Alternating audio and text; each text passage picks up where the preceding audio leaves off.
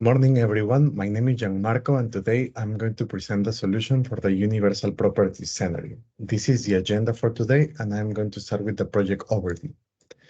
The Universal Properties, or UP, is a global company that manages apartments units in large metropolitan areas. They are working on Europe and United States. They have 60 branches across all these regions, and they manage 200,000 apartments. They are also planning an expansion into Canada and other regions, and they expect to double their business the next year.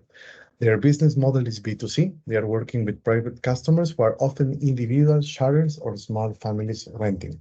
Some pain points is that they are working on multiple CRM systems. They have duplicate data across the systems, and there are also multiple manual processes in place. The goal for this project is to allow UP to digitize their business and use Salesforce to onboard tenants into a new portal. Some strategies for this project are related to multi-language. We need to support English, German, French, and Spanish. So we are going to need to use the translation workbench in Salesforce. That means that we are going to need to rely on custom labels, email templates. For community, we are going to need to also use the language community picker, use the community translation import and export functionality, and we are going to also have knowledge articles, so we need to use the knowledge translation capabilities. There will be deals across the world, so we are going to also need to enable multiple currencies.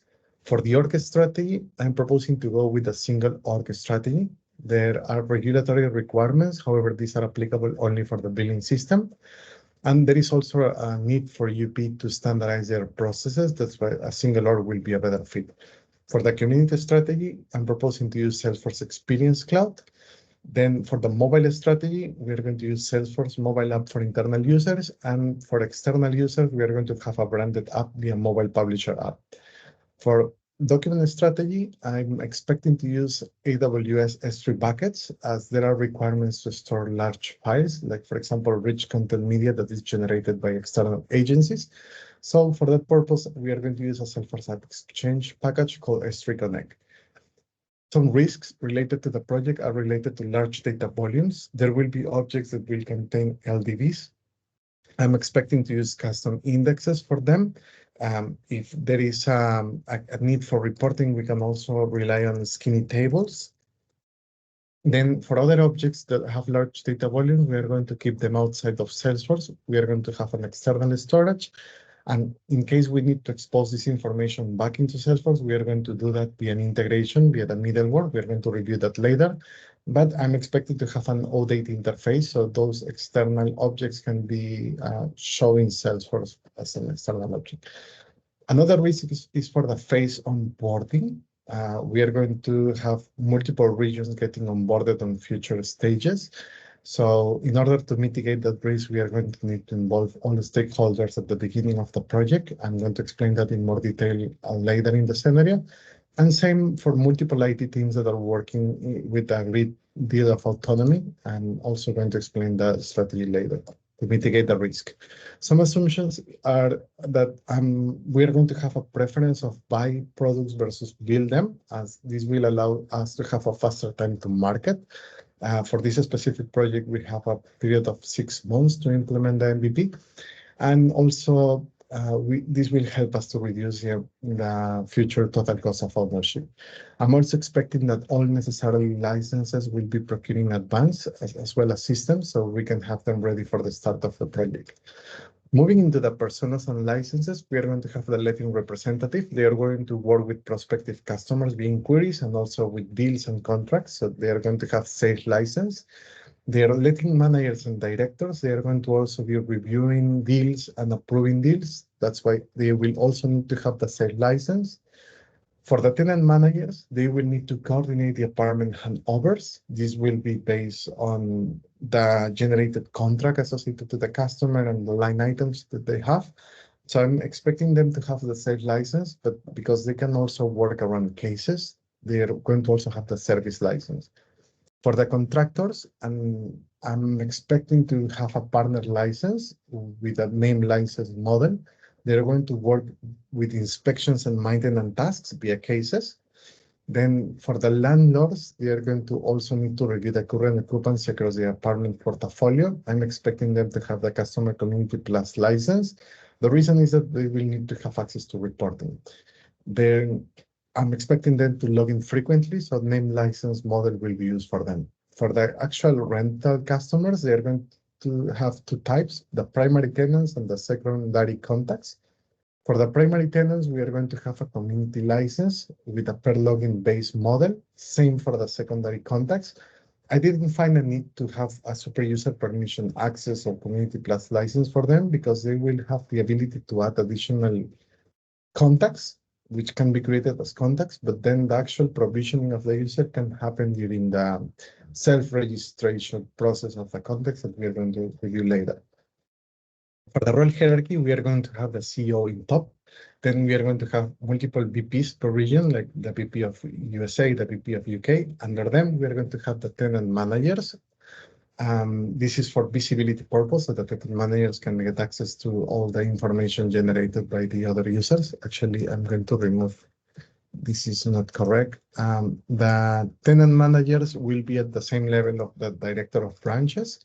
Then we are going to have directors per each branch created. Under them, we are going to have the letting managers and the letting reps. The letting reps will be reporting to the managers and the managers to the directors. Now, moving into the system landscape, we have Salesforce in the middle. Sales Cloud and Service Cloud. Service Cloud will be needed, as I already mentioned. We are going to also use Service Cloud Voice, as there are requirements for calls that are coming related to inquiries. CPQ will be used to model the apartments as products, but also the related services as bundles. Einstein Activity Capture will be used to capture all communications via email. Tonga Composer and DocuSign will be used to generate contracts or agreements that need to be signed and to allow us to capture the signature online. And S3 Connect will be used to move files into S3 buckets and display them into Salesforce. There will be some systems that will be decommissioned, especially the CRM systems as requested in the scenario. So we are going to have an ETL process via Talent to get the information from these CRM systems and load the data into Salesforce. I'm proposing to also retire the web application for a knowledge article, so we can extract the information with Talent, read and necessarily format the Salesforce request for the knowledge import process, and then use that functionality to load those articles back into Salesforce. For the public website, redirections to the Salesforce instance will be based on a link. And then we are going to also have an integration via MuleSoft for inquiries that are created on this website. Then MuleSoft will be also connecting to other systems, like the property aggregator system, that there could be more than 4. The billing system that we are going to have 4 due to regulatory requirements, and the multiple credit check systems. So MuleSoft will be in charge of determining to which corresponding system the call needs to be routed. And for both Talent and MuleSoft, the security will be based via, the authorization part will be based on JSON Web Token flow. And to add an additional level of security, we can also enable mutual TLS or two-way SSL. Active Directory is currently used by the company to store the internal credentials of the users, but there is a requirement related to expose, to allow the internal users to log in into Salesforce without entering their credentials again if they are within the customer infrastructure. So for that purpose, we are going to need to support Kerberos, and I'm introducing this identity provider Okta. Okta will allow us to support Kerberos and single sign-on and look up into the Active Directory to verify the credentials. Okta will also come with capabilities for provisioning and deprovisioning of users. Moving into the data model, I'm going to explain the data model along with the business process requirements. So for the business process requirements, we have the inquiry process. That is how new inquiries and prospects are created in Salesforce. Then how is that those prospects move into a dealing process so we can work with the opportunity and quoting process and get a contract created. Then we are going to move into the tenancy process. It's basically how is that the handover of the apartment is performed, and then how is that the facility management works in case of maintenance requests and others. The first process is the inquiry process. All inquiries will be created as leads. These leads can be created from multiple channels. The people can walk into a specific branch where the letting rep will be creating the lead manually. Then we are going to also have support for leads created via phone calls. That's why I introduced Service Cloud Voice. We are going to have the IVR and Service Cloud Voice to request information about the location and language of the customer, so that lead can be routed to a specific queue and lead based on skills and capacity-based routing. For inquiries that are generated via the website, there could be 20,000 prospective customers added per month. That means that that will exceed the limit of web to lead of 500 leads daily. That's why I'm proposing to have our first integration from the Drupal website into Salesforce. It will follow a remote calling pattern to submit the inquiries. It will work similar to a request and reply pattern. So as soon as the lead, the form is submitted, on the website, we are going to have a call out to MuleSoft, and MuleSoft will be creating the lead in Salesforce and follow the same lead assignment rules that are required based on the location information. Also, for leads that are created from the property aggregator website, I'm assuming that the multiple property aggregator websites will not have the capability to capture the event and send that event back to Salesforce. So, however, it is mentioned that these websites have REST API capabilities to gather that information. So I'm expecting to have our integration number 2. To move the inquiries from the aggregator website into Salesforce, it will be a batch synchronization process. We are going to have a MuleSoft application that will be scheduled to retrieve this information from time to time and create the leads in a batch process. Same lead assignment rules will be run at that moment. And there is also a requirement for leads that are related that multiple leads can be generated for the same prospect. However, we need to have a way to link them together. So in order to link them together, I'm proposing to have matching and duplicate rule in Salesforce for leads. And then the users will see all the duplicates associated to those leads, and they can decide to merge them manually. So at that moment, each detail of a search that is generated will be associated to a search profile that it's a child object of the lead. So when the leads are merged, the reparenting functionality from Salesforce will move all those search profiles into the survivor lead. In order to allow the letting reps to have access to the leads based on their branch, the leads will be marked as private, and there will be queues created per each branch. So the letting reps within that branch will have access to work on them. The search profiles is a child object where all information related to the monthly rent, location, number of rent rooms, amenities, and dates are stored. In order to suggest a list of apartments based on the search profile information associated to the lead, I'm expecting to build a Lightning Web component so we can improve the experience of how the apartments are shown. And that Lightning Web component will rely on an Apex controller that will have the logic to filter the apartments based on all the associated search profiles for the lead. These results will be shown as assets. The assets are representing the apartments in Salesforce.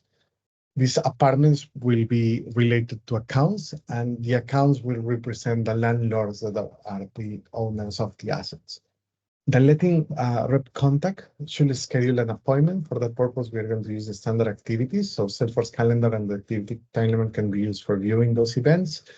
To track all the conversations with the regulatory requirements, we are going to use Einstein activity capture for emails. And then for Service Cloud Voice, I'm expecting Service Cloud Voice to have the capability to make recordings and move those recordings into S3 buckets, and both are stored in AWS. Then during the viewing of the apartment itself, the letting rep will show the prospect the apartments, and they will capture feedback on their iPad.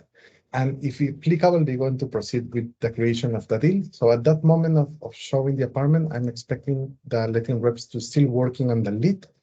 They're going to have an iPad where they can capture any feedback as part of the feed object associated to the lead. If they see that there is an interest of the customer to rent the apartment, they are going to be using the standard conversion process from lead into an account, contact, and opportunity. And at that moment, we're going to start with the deal and contracting process. To go with the deal and contracting process, we are going to go with the opportunity and quoting process. So the deal needs to include the details about the upfront host, deposit, recurring rent charges.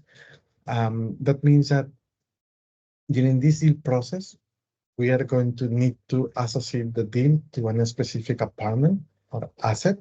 So the asset will also be modeled as product. It will be a one-to-one relation between asset and products. The reason why I'm using products and price books is because I'm expecting also to use CPQ.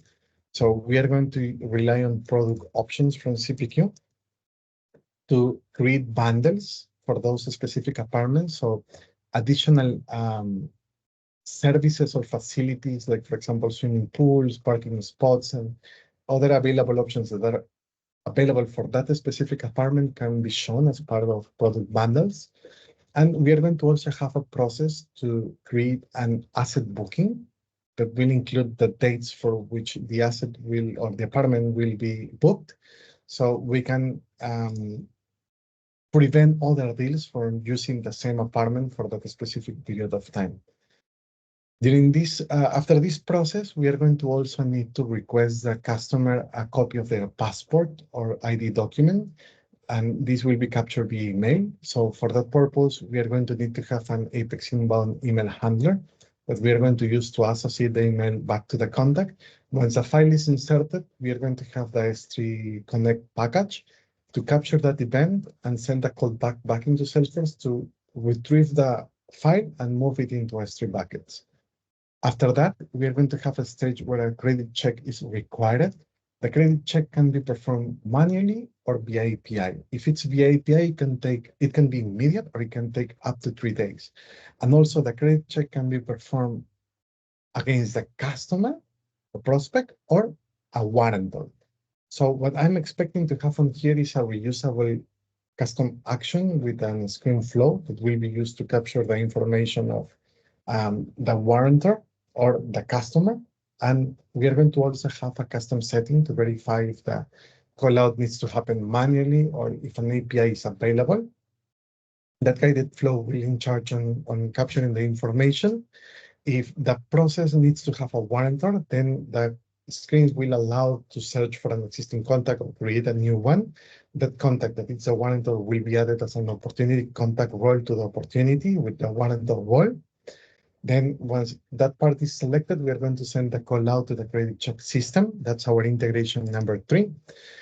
I'm proposing to have a reboot process invocation with a request and reply pattern. And the reason for that is that I'm expecting to move the logic into MuleSoft. If the response is available immediately or within a certain amount of seconds, then MuleSoft will return the response and we are going to have the credit check mark as completed. We can use a pick list for the credit check as a pick list field for the credit check for that purpose. If the call takes more than 10, 20 seconds, that can be defined later, then MuleSoft will return just an acknowledgement response into Salesforce so we can mark the status as in progress and store also the unique identifier generated by the other system. So the user can hit the button again, and on that case, the call will be sent again to the system, but instead of creating a new credit check request based on that identifier, MuleSoft will try to request what is the current status of that credit check. If it's ready, it will mark it as complete. If not, the process will continue in progress. If it's a manual process, then the guided screen will ask the letting rep to perform this process manually, and they can manually change the status of the credit check process. Once the credit check process has finished, we are going to also have the customers making a counter offer to the deal. So for that, we are going to use the quoting process. They can generate multiple quotes and add additional discounts or pricing discounts. So as part of the quoting process, there will be one stage where we are going to have approvals. I'm expecting to have the advanced approval process from CPQ, so we can assign the approval process to the letting manager associated to the letting rep. Once the approval process is completed by the letting manager, we are going to need to create a contract document that will need to be signed out online. So Conga Composer will be used for the generation of this contract. And then we are going to send the contract via DocuSign to the customer so we can capture their signature. Once the contract is signed with DocuSign, we are going to be able to capture that event and update the status on the quote or the contract. And at that moment, we are going to have also as part of one trigger flow, we are going to send a call out to the billing system. So that's our integration number 4 from Salesforce to the billing system, same as it will be a request and reply pattern, and it will be used to send the customer a payment request. I'm expecting the billing system to send the email and also to be in charge of having the payment gateways to capture the payment. Once the payment is completed on the billing system, we need to reflect that information back on the deal. That's our integration number 5 from the billing system back into Salesforce, where we are going to have this payment reflected as part of a status on the opportunity. If the payment is not received within 7 days or before the contract start date, then the letting rep should be notified, the contact the prospect. So for that purpose, we can have a batch process running on the opportunity. It can also be via process flow. So all the opportunities with pending status payment, but that are close to the contract start date or that are within 7 days of the payment, for all those opportunities, we're going to be sending a custom notification to the owner of the opportunity, which is the letting rep, so they can know that they need to proceed with contacting the customer. The payments itself, I'm not planning to store them in Salesforce, so the payments will be stored on the billing system. However, we can expose them back into Salesforce via an external object. For that, we are going to need to have also another integration. The Salesforce, the billing system for the payments, where we are going to have a virtual integration pattern, and we are going to expose these payments via no data interface. That's our integration number 6. Then once the payment is completed, the opportunity needs to be moved into a closed won status. Same integration number 5 will be updating back to the payment status, and we can have a trigger flow on the opportunity to also move that status to closed won. The rental contract will be created upon closure of the opportunity in the quote. I'm expecting CPQ to be in charge of creating the corresponding contract object and the CPQ contract lines that includes all the services and additional amenities that will be added to the apartment. The contract will have a list of upcoming payment charges. So that's the standard functionality. The start date, the end date, unique payments or recurring payments will be added as contract lines. And also the facility manager will be instructed to run the handover process. This opportunity will be associated to one product, and the product will be associated to an apartment, to an asset. So the facility manager will be the owner of that asset. That's how we are going to determine on the trigger flow to whom to send the custom notification. And then we can also send in the facility manager can review the contract lines that were generated for that specific customer, so they can review whether the additional services on the apartment that needs to be considered. For premium lettings, like customers that are moving in from abroad, we need to also send a welcome pack with information that contains rich media content created by external agencies. So I'm expecting to store these files outside of Salesforce on AWS3 buckets, have links available in Salesforce to send them to the customers via email. Moving into the tenancy process, the tenancy begins on the date of the key handover. The primary tenants will get access to the portal. So upon closure of the opportunity and quote and the contract creation, I'm expecting the letting managers to enable the contacts as community, enable the contacts as portal members. They're going to be able to create additional contacts, and those contacts can self-register via Facebook, Google, or any other social credential. I already explained that we are going to have these out providers to allow them to register. So the custom registration Apex handler will be in charge of making sure that there is an existing contact for them, and only if that's the case, they're going to have access to the community. During the lifetime of the tenancy, they can raise cases and maintenance requests via the portal. I'm just expecting to put the case tab and allow them to create cases directly in the community. That's standard functionality. They will need to see the payment schedule of upcoming payments in the portal. I'm expecting them to see also the previous payments that they performed and the future payments. That information will be stored in the billing system. So that information will be exposed via this interface of virtual integration. And in order to have a good UX experience, we are going to have a Lightning Web component to display the payments. For knowledge articles and manuals about the department, I'm expecting to put Salesforce knowledge in the community. So whenever they are creating the case, we can have the case deflection component. So recommended articles can be shown on the portal. 3 months before the end of the contract, there should be a new renewal opportunity created to extend the current contract. So CPQ can be used to generate that renewal opportunity and copy the line items from the previous opportunity. If there was an agreed uplift, then the price will be also managed by CPQ. And in case of the need to include or exclude optional extras, I'm expecting the letting manager to work on the quote line items and add or remove products from the bundles. Moving into the facility management process, in order to allow the tenant managers to schedule appointments with the customer, we are going to just use activities to schedule the appointment. Then there will be a checklist for the common handovers that are generated during that process. We can just have a screen flow that will have a pre-created checklist of activities to help the tenant managers to work on that process. If there are additional services that are part of the apartment, those are going to need to be coordinated with the company that is managing the property. And in order to digitize the process, we can also rely on Conga Composer. Conga Composer can extract the services from the contract lines, generate a document, and use that document to be sent via email to the people that it's managing the property, so they can know all the additional services that are required by the customer, so those can be ready on the day of the handover.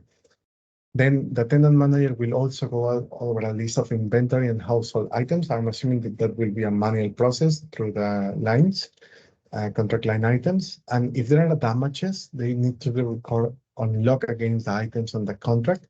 So I'm expecting that those damages can be recorded as text and then added to the contract. I guess with Conga Composer, we can also add additional pages to the contract to record those damages.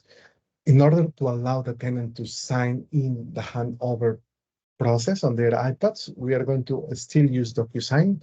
DocuSign have the option for in-person sign-in or host sign-in, so we can use it on the iPad to allow the customers to sign for that handover process. In case of the tenant raises a maintenance request, then the tenant manager will be responsible for the property and should inform that in order to take the necessary actions to resolve it. So the tenant manager or facility manager will be the owner of the asset.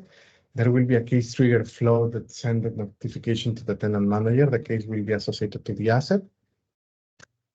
If there are maintenance requests concerning the property management company, then that means that the primary contact for the property should automatically be added to the case. I'm expecting this primary contact and the property management company to be the landlords.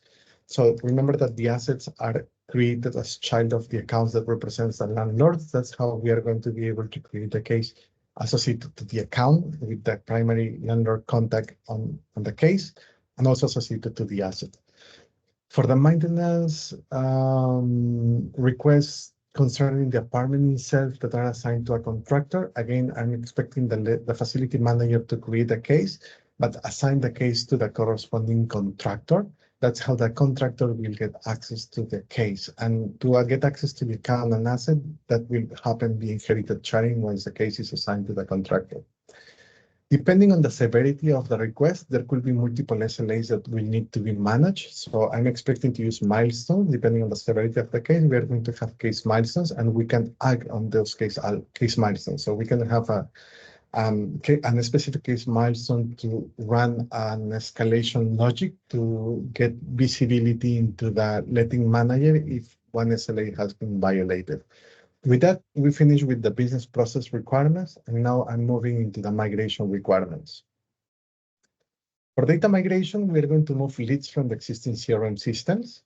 Remember that it is mentioned in the scenario that there could be multiple duplicated leads on these different four systems. And we also need to make sure that leads are imported only if they don't appear in the billing system. So we are going to use the ETL talent to extract the data from both systems. From the CRMs, we are going to use a unique identifier to match the records, so those are not getting duplicated. The survival record logic will be defined at the ETL level. And then once we have these unique records, we are going to match them against the billing system so we can make sure that existing customers are not moving to the New York. For testing purposes, we are going to have a developer pro environment where I'm expecting to load 30% of the data.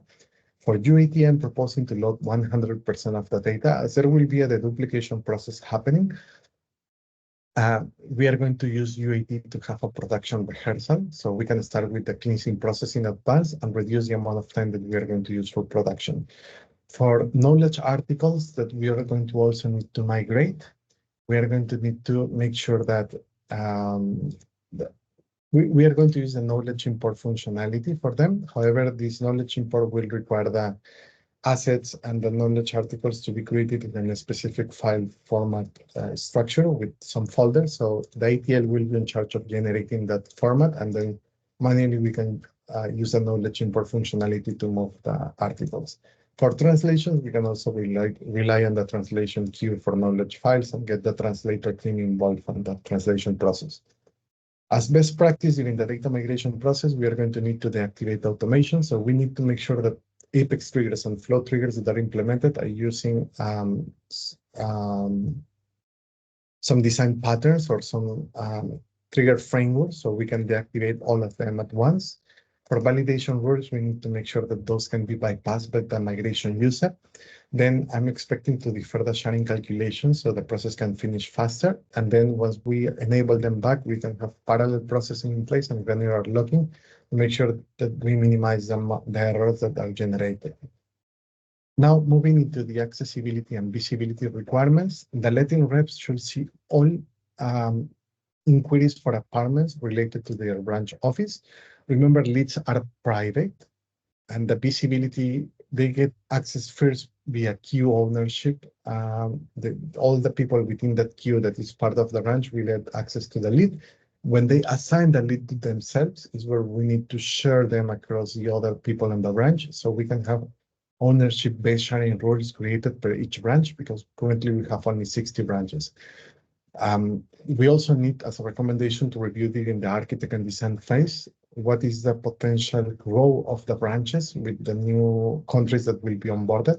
If the amount is too high, we are going to need to look for another solution like enterprise territory management, as now leads is also supported by this capability from Salesforce. Then during the deal and contracting process, only the letting rep, their managers and directors will need to see the deal. That's standard functionality. They are going to get access via role hierarchy because the letting reps are the owners of the leads. Then in order to extend the access to other reps, the letting reps will be able to use at the opportunity level, the opportunity teams functionality. They can manually add additional reps. Once the deal is closed, the deal and the contract should be visible across the company. For that, we can rely on a criteria-based sharing rule based on the deal status to open the visibility.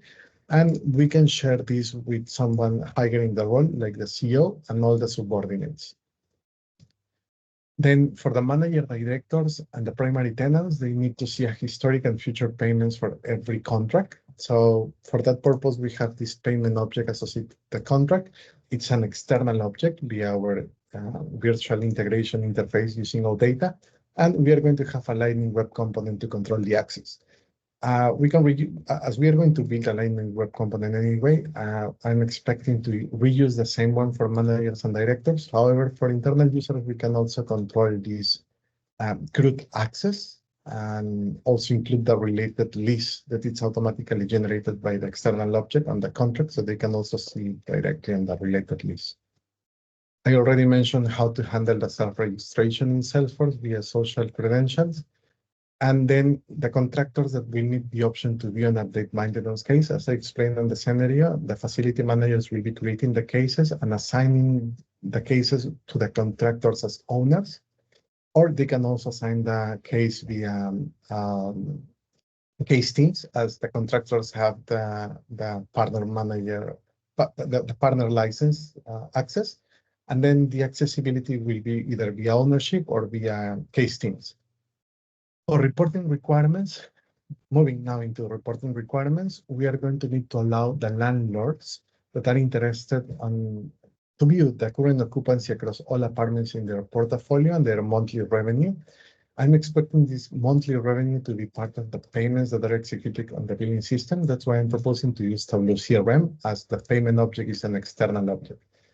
For the letting managers and directors that are interested in historic occupancy, because this could have a large data volumes, and also the way that we are splitting this by branch and by month can be high, I'm expecting to use also Tableau CRM, and this will help us a better visualization tool for this data. For reports of outstanding maintenance cases, I'm expecting to have the standard Salesforce reports on cases. For managers that need to report on late payments by tenant, as this information will be part of payments, I'm also expecting to have a report on the custom payment object, but via Tableau CRM. Moving into the project and development requirements, I already explained how to handle this multi-language strategy. So we are going to need to have, as part of the team, translators involved in the project, and we are going to enable these multi-language capabilities from Salesforce. For UP, they have been working on different geographies, and they have teams across all these geographies for the CRM systems, the website, and the billing system. And they have been working with a great deal of autonomy. So for this project, where we are going to have multiple dependencies between the teams, first of all, we need to make sure that we get a strategic alignment to enforce the collaboration between IT teams and the business team and business executives. So we are going to also need to define how work will be done. We are going to need to involve the PMO and define the project methodology for the project. So this strategic alignment will happen at the executive steering committee level.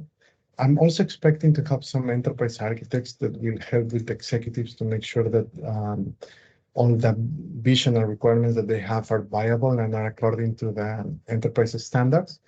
Then we are going to involve the PMO and also define the project methodology. So I'm expecting to use SAFe as an agile approach, where we can have the product increment planning, so we can know all the important milestones that will be part of the project, especially for the MVP and the future onboardings of other regions, and Scrum of Scrums for coordination across different teams. As there will be multiple dependencies across IT teams, other systems, and the Salesforce project, we're going to need to identify those dependencies during the design phase. So I'm proposing to go with a hybrid approach. We are going to have an agile project. However, for the initial part of the project, we are going to have a cascade phase where we are going to have a discovery, architect, and design process. And during that process, we are going to need to identify dependencies across all the teams. We are going to need to create a dependency matrix. The timelines will also need to be agreed up front, and make sure that during the project, there is a weekly status report meeting to make sure that these dependencies are happening accordingly. It is mentioned also that there is only one development and test environment for the other systems. So regarding the environment environment strategy, I'm not including as SIT environment. I'm expecting to use a full copy UAT environment to handle both UAT testing and SIT testing. So for development, during the development in sandboxes, we are going to work with mock services to test the integrations. Then we are going to move into the QA environment, which will be a partial copy, and that QA environment will be connected to the development environments from the other system for testing integration. So the actual final SIT testing will happen on UAT. The Integration Developer Pro environment will be used only for pull request reviews, regression testing with automated testing that we're going to review in a moment, unit testing, and the critical path testing. Then it is mentioned that historically, UP has also found bugs that were fixed in UAT and show again in production. It is also mentioned that there is a limited bandwidth for the testing team. And in order to solve this, my recommendation is to first of all make sure that all deployments are happening only via the CI/CD tool. I'm introducing Copado as this automation tool. So Copado will work with GitHub, and GitHub will have the source. It will be act as the source code repository that will have the source of truth for all changes that are getting deployed into the environments. Then all deployments will happen via Copado.